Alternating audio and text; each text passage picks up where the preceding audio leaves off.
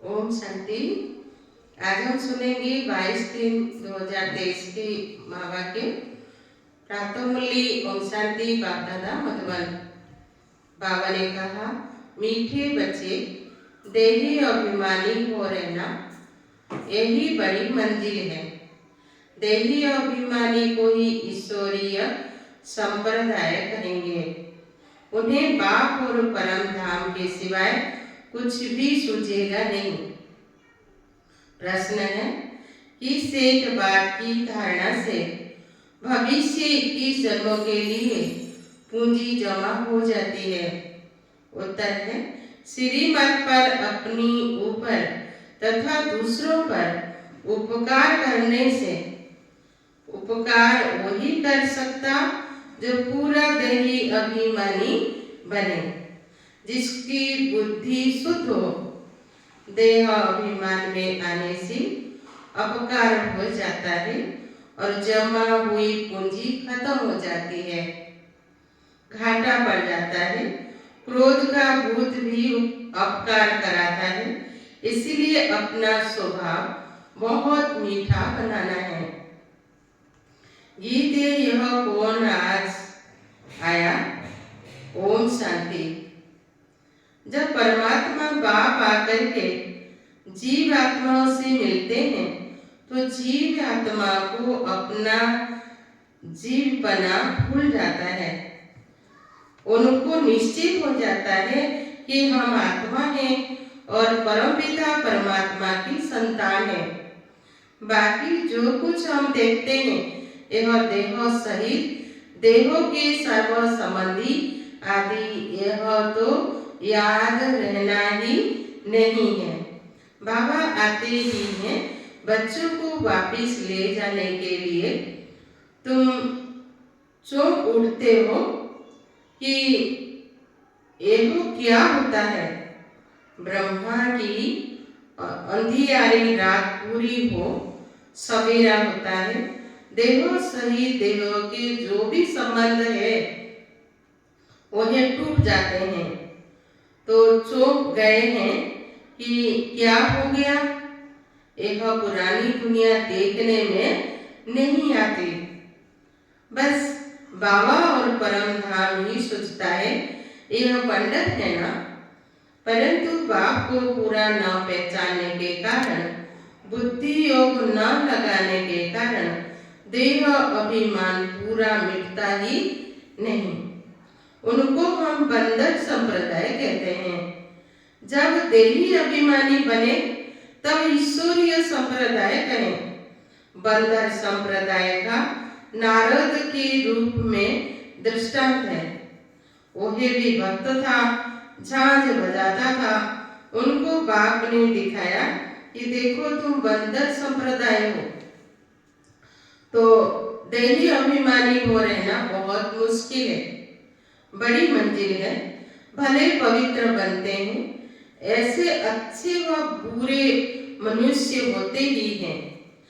अब सन्यासी घरबार छोड़ते हैं, पवित्र बनते हैं।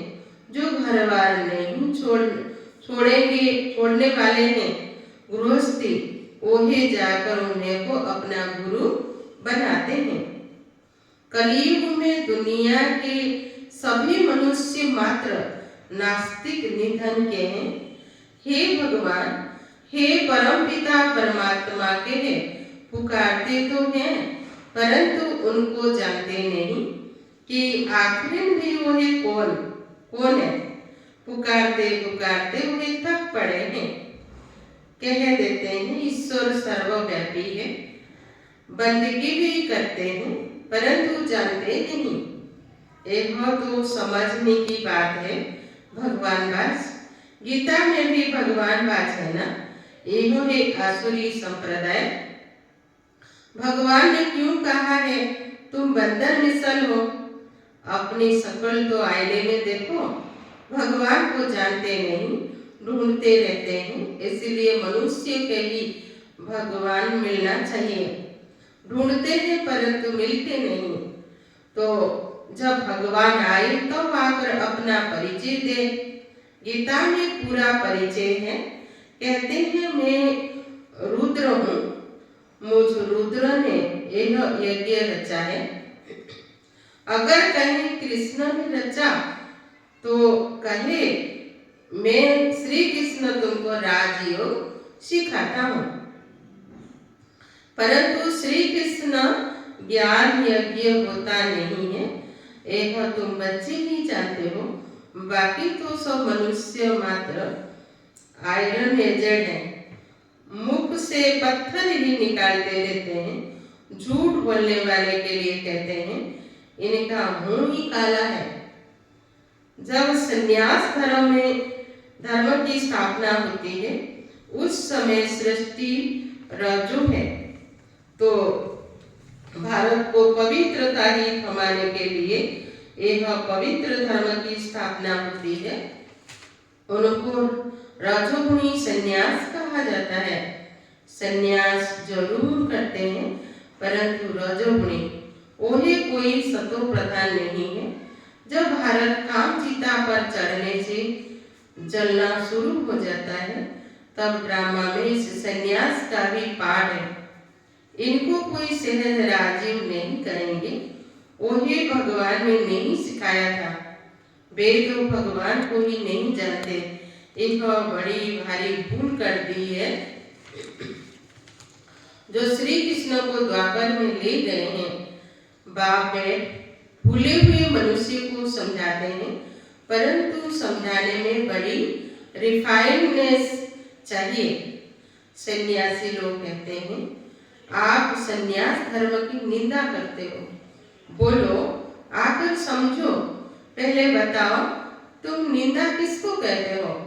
परमपिता परमात्मा जो सबका बाप है, गीता का भगवान है, उसने समझाया है, श्री कृष्ण ने नहीं।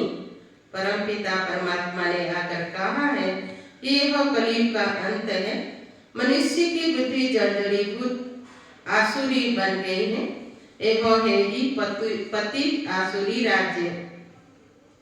सतयुग में है पावन दैवी राज्य। वही समझते हैं हम ईश्वर हैं, परंतु वो तो है ही नहीं। ईश्वर तो सभी का एक है, जिसको सब याद करते हैं। यह समझने की बात है। समझना हो तो समझो, परंतु समझाने वाला बड़ा रिफाइंड चाहिए।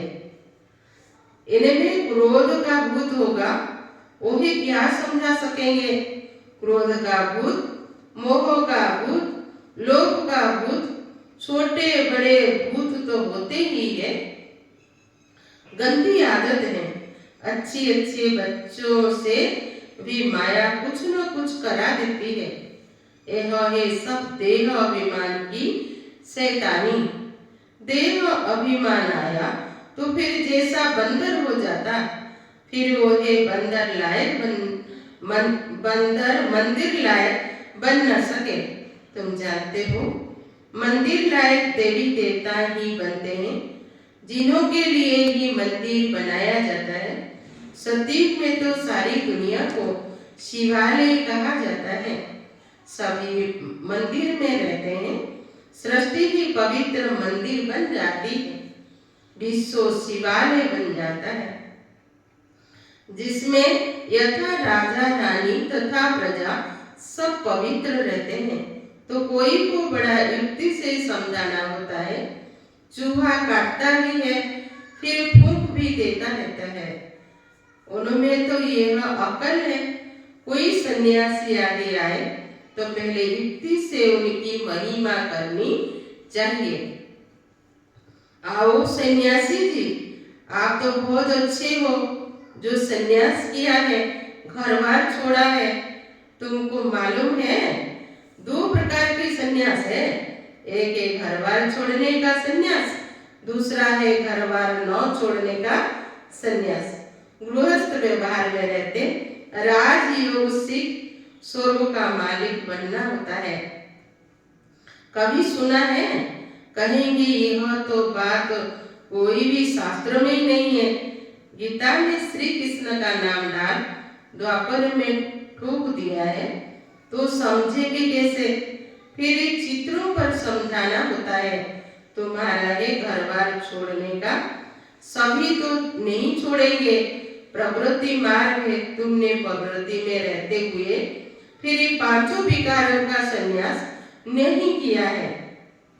हम कर रहे हैं, हमको मदद मिल रही है परमपिता परमात्मा की।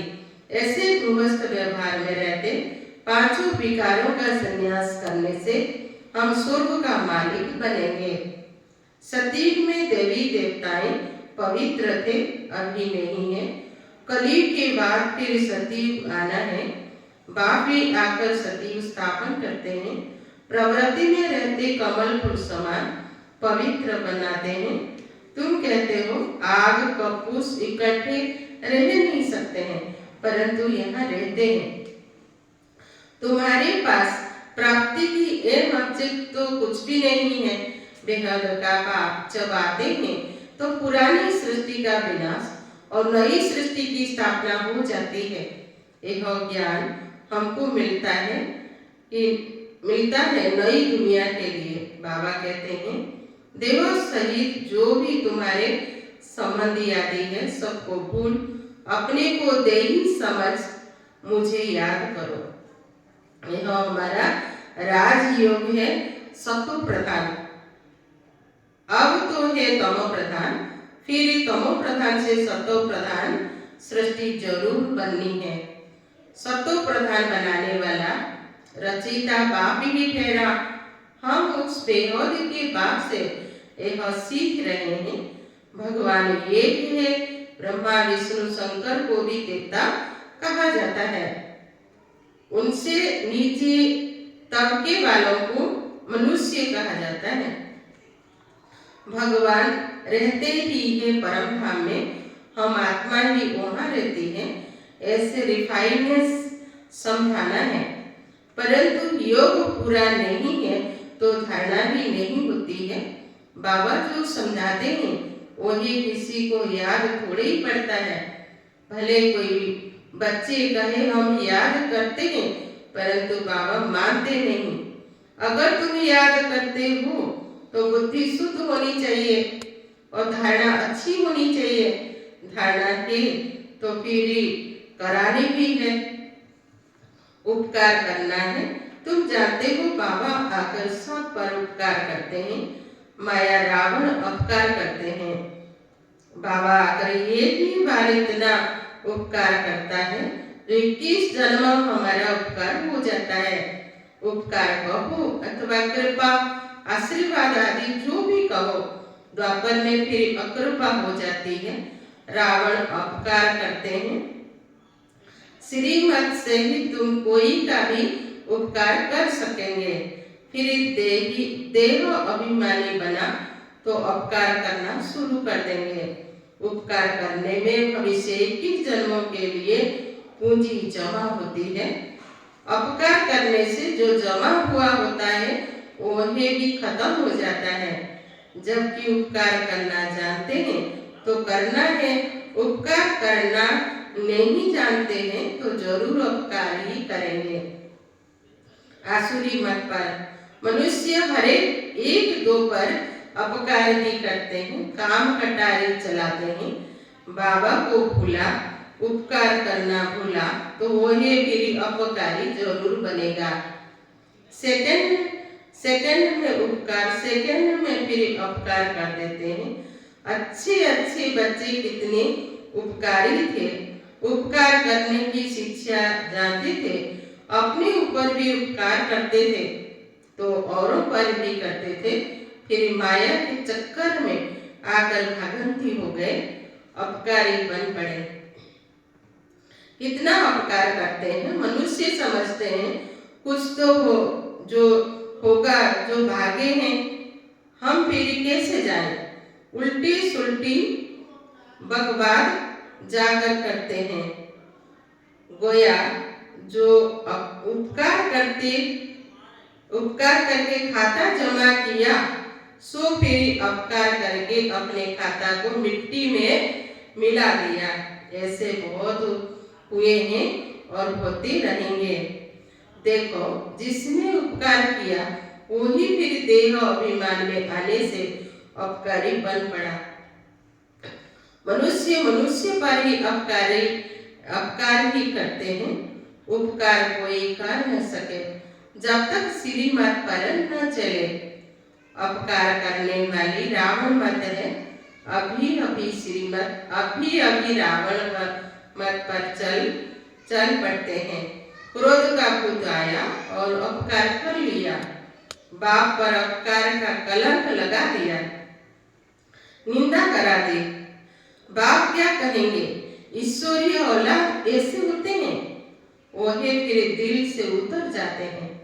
कोई का भूत निकल जाता है तो फिर महिमा भी करते हैं।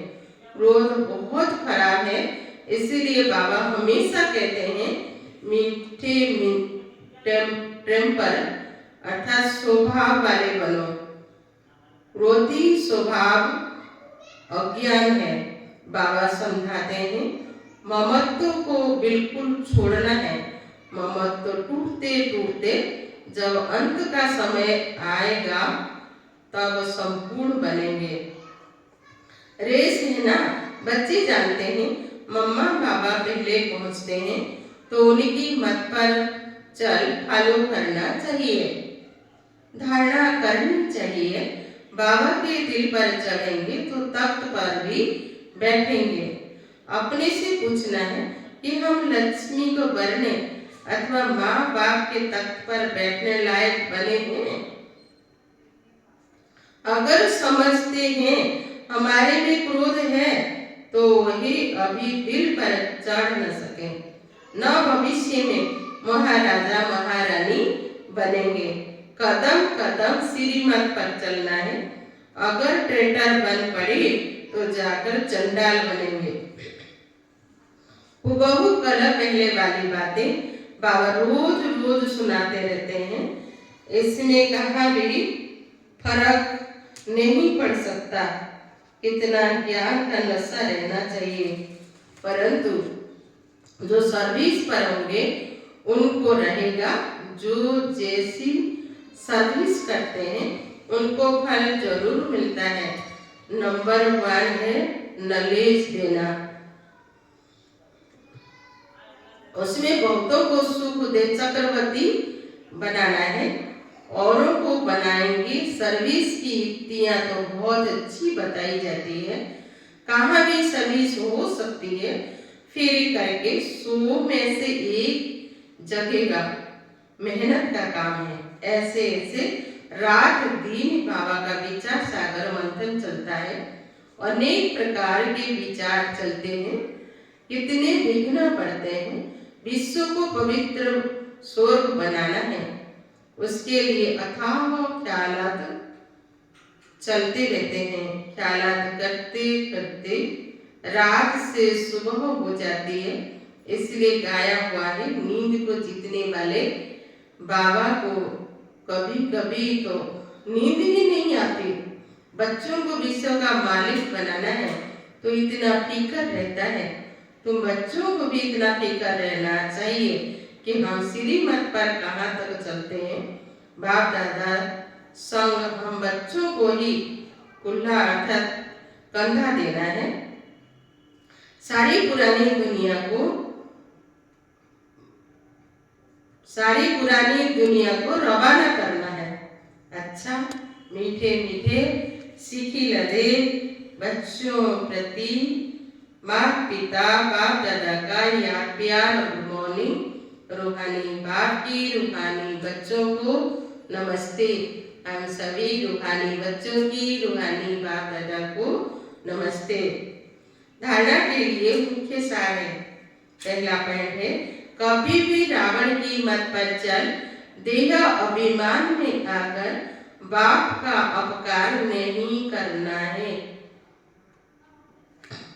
निंदा नहीं करानी है। श्रीमत पर अपना तथा सर्व का उपकार करना है।